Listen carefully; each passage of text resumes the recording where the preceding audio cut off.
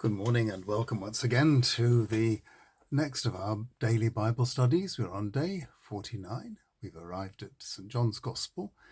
We are looking at the way that the world, nature, and our environment are reflected in Scripture by different writers. We've come now to St. John, and I'm going to read some verses from John chapter 1, verses 1 to 18. And afterwards I'll explain why I've shortened it slightly.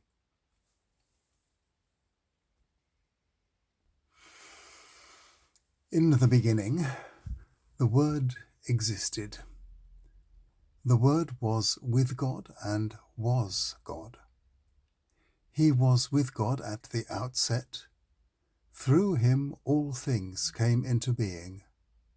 Without him not one thing came into being.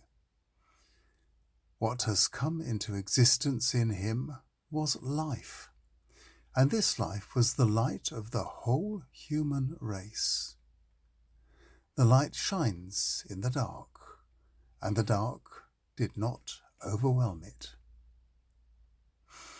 This was the true light which enlightens everyone that was coming into the world.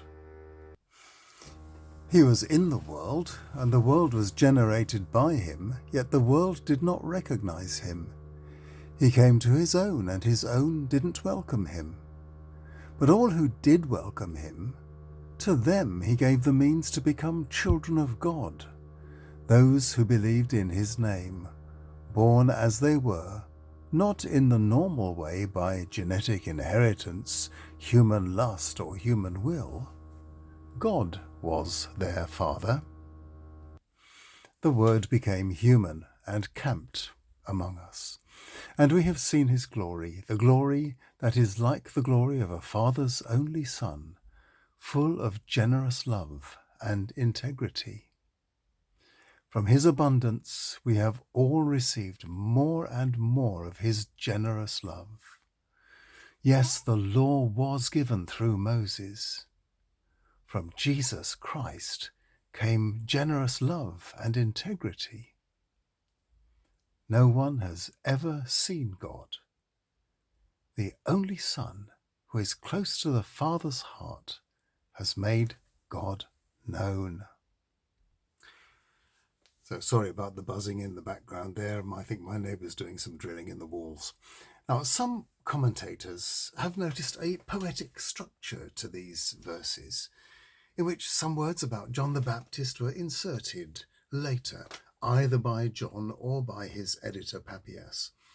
I've removed the inserted verses so that you can see the lyrical sense without interruption. I never understood why John's translators have been scared to translate verse 14 properly. The Word became human and camped among us. Camped seemed so appropriate for such a short, intense, and mobile life lived among humans. I've also used some of the alternate meanings of John's Greek words, trying to bring out some of the nuances that English-speaking readers might otherwise miss. The beginning of St. John's Gospel is included here in this series of readings about creation and our place within it because of the first three startling verses and verse 14 about the beginning of creation and how the Word of the Eternal became human and now lives among us. The Logos, the Word, was spoken of by Greek philosophers for more than 300 years before the coming of Christ. It was used by them to describe logic and wisdom. Eventually, by the time of Christ, the Logos was being referred to by Philo of Alexandria as the firstborn of God. Philo also wrote that the Logos of the living God is the bond of everything, holding all things together and binding all the parts, and prevents them from being dissolved and separated.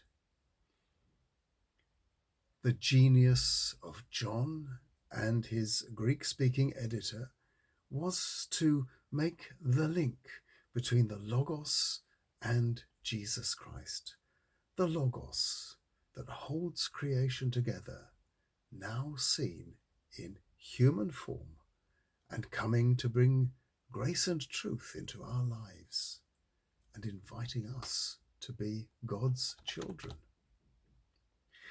Also, tomorrow, also from St. John's Gospel, we discover an interesting metaphor for our relationship with Jesus and how important it is that we try to live up to it.